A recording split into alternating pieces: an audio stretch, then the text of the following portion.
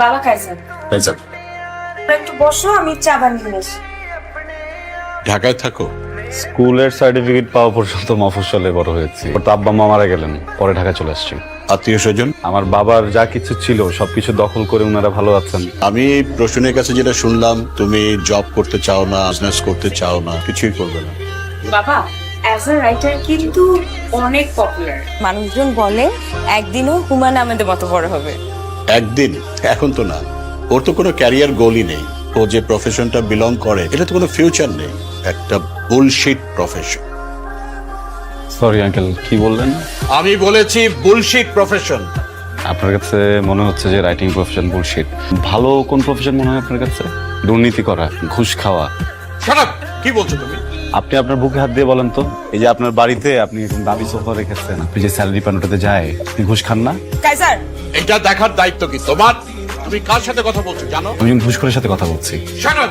তোমার বাবা মা তোমাকে কোনো শিক্ষা দেয়নি? প্লিজ বাবা মাকে নিয়ে কথা বলবেন না। তুমি আমার বাড়িতে এসে কথা বলছো, আমাকে অপমান করছো। আপনি বাবা মাকে নিয়ে কথা বলবেন না। তোমার বাবা মা হচ্ছে অশিক্ষিত, মূর্খ। আসলে কি জানো আর সে যখন থেকে দেখছি বাবা একটা কথা বললে তুমি কথা বলেই যাচ্ছ। উনি একটা বয়স্ক মানুষ, উনি না হয় তোমার কোনো কথায় বিরক্ত হয়েছে, তাহলে একটু বুকটা বন্ধ করে রাখো। কাইজার বাসা থেকে বের হবো। আমার বাবা মাকে নিয়ে কাইজার আমার বাসা থেকে বের হো। আমি আমার দারোয়ান আজকে ডাকতেছি না, এটা আমার ফাইনাল ডিসিশন। আমার সাথে আর কোনো ধরনের যোগাযোগ করবে না, বের হো। বের হো কাইজার।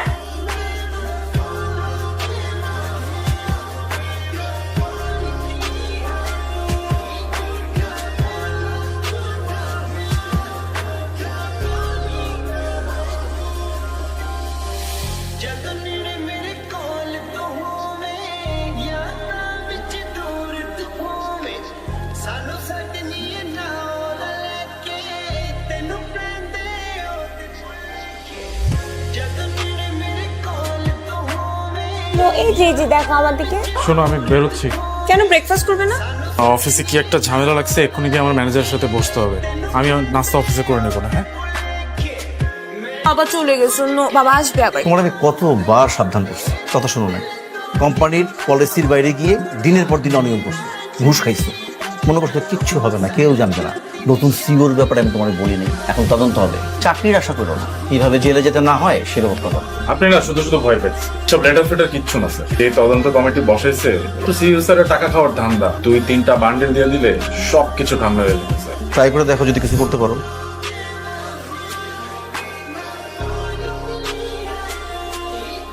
কি হয়েছে তোমার? কিছু না। কিছু তো একটা হয়েছে, বলো আমাকে। অফিসের একটা ফাইন্যান্সিয়াল প্রজেক্ট নিয়ে অনেক বড় ঝামেলা হয়ে গেছে। এখন না আমি বুঝতেছি না আসলে কিভাবে কি ম্যানেজ করবো। তো ম্যানেজার স্যার তো তোমাকে অনেক স্নেহ করে, উনি কোনো হেল্প করতে পারবে না? স্যারকে বেশ কয়েকবার বলছে। কিচ্ছু হবে না, এত টেনশনের কিচ্ছু নেই। ম্যানেজার স্যারের সাথে তো আমি কথা বলেছি কয়েকবার, ও দেখি কি করা যায়। টেনশন করো না। এই যে শুরু হয়ে গেছে, ঘুমাতে আসো।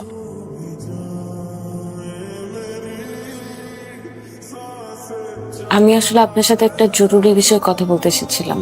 আমি বোধহয় বুঝতে পারছি আপনি আসলে কোন বিষয়টাকে মিন করছেন। আপনার আসলে অনেক আপসেট হয়ে পড়েছে। আপনি তো ওর গার্জিয়ান ছিলেন, ওকে ভালো কোনটা মন্দ কোনটা আগের সিইও থাকলে আমি খুব সহজেই ব্যাপারটাকে ম্যানেজ করতে পারতাম। এখন যিনি আছেন খুব স্ট্রিক্ট। আপনি একটা কাজ করেন না, আপনি তার সাথে দেখা করে সরাসরি কথা বলেন। প্রয়োজন হলে আপনাদের যে সন্তান আছে ওই ব্যাপারটা ওনাকে বুঝিয়ে বলেন। এছাড়া তো ভাবি এখন আর কিছু সম্ভব না করা। আসলে ফাইনান্সিয়াল প্রবলেম বলতে কি বলতেছো? তুমি কি ঘুষ খাও? এই যুগে ঘুষ কে না খায়? তোমার বাবাকে দেখো, তোমার বাবা কি এত বড় বাড়ি, লাক্সারি গাড়ি বেতনের টাকা দিয়ে করছে? ঘুষের টাকা দিয়ে করছে। তুমি প্লিজ সিও স্যারের সাথে একটু কথা বলো গিয়ে। তুমি একটু প্লিজ কথা বলো। খাও।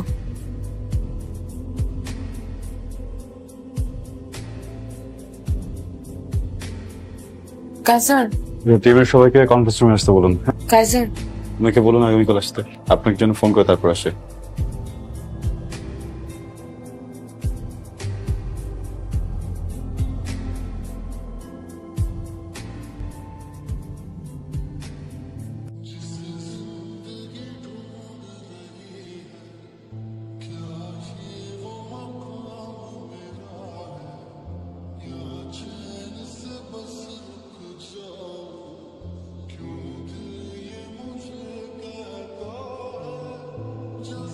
আপু আপনি কালকে আসেন। হ্যাঁ স্যারের সাথে কথা বলতে পারছিলা? কালকে আবার যেতে বলেছে। হন আদর্শবান সিওর বাচ্চা করছে, প্রত্যেকটাকে জেলে পাঠাইছে। এই হারামজাদার বাচ্চা কোনোভাবেই আমাকে ছাড়বে না। তুমি প্লিজ আরেকবারের জন্য লাস্ট ট্রাই করবা। Your my last. তুমি প্লিজ আরেকটা বার একটু কথা বলে দেখো ম্যানেজ করা যায় কিনা। উনি ম্যানেজ হলেই সবকিছু সলভ হয়ে যাবে। একটু দেখবা প্লিজ। কাইজারকে ফোন করেন, কখন আসবে সেটা অ্যাটলিস্ট আমাকে জানান। আমাদের এরকম কোনো নিয়ম নেই স্যারকে ফোন করার।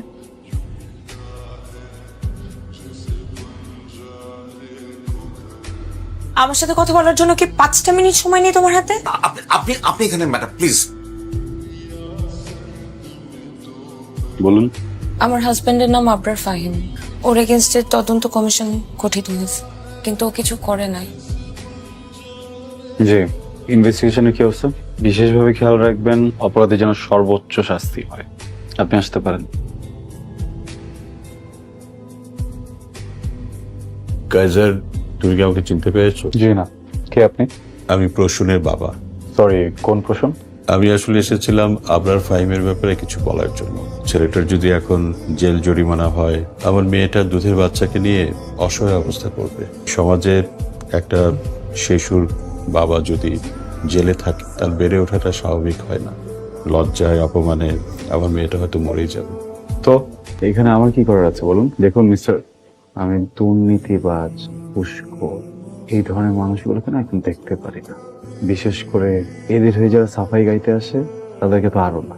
আপনাকে একটা অ্যাডভাইস দিই, আপনার জন্য খুব ভালো হবে আপনি যদি এক্ষুনি এখান থেকে বেরিয়ে যান, প্লিজ। হ্যাঁ, আমি জলদি চলে আসবো, তুমি চিন্তা করো না। বলেছিলাম বাবা তোমাকে আবার অপমান করবে। এটা অপমান না, এটা প্রতিশোধ। আমরা পুলিশ দিয়ে ধরিয়ে দিয়েছিলাম, সেই জন্য প্রতিশোধ নিল। কাইজার আমার প্রত্যাখ্যান মানতে পারে, চাকরি, সাফল্য, দুনিয়াদারি এসব কিছুই ওর মাথায় কখনো ছিল না। একদিন সব পাল্টে যায় কাইজার, পাল্টে গেল আমার জীবন।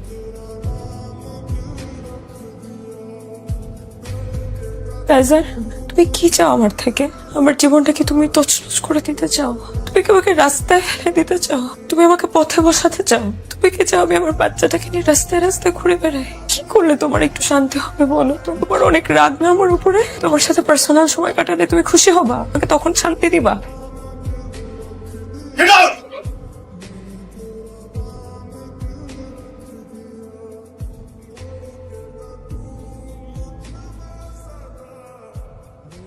মিসেস ফাহিম, আমি খুবই দুঃখিত আপনাকে এমন একটা জায়গায় ডেকেছি।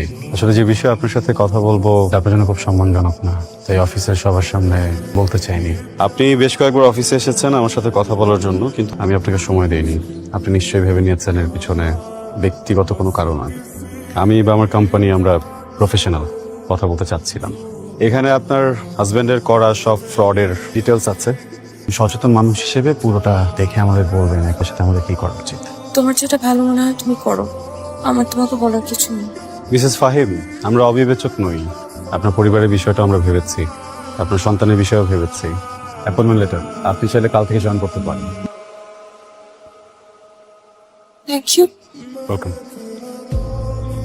কাইজার, আমাকে কি একবার নাম ধরে ডাকবেন?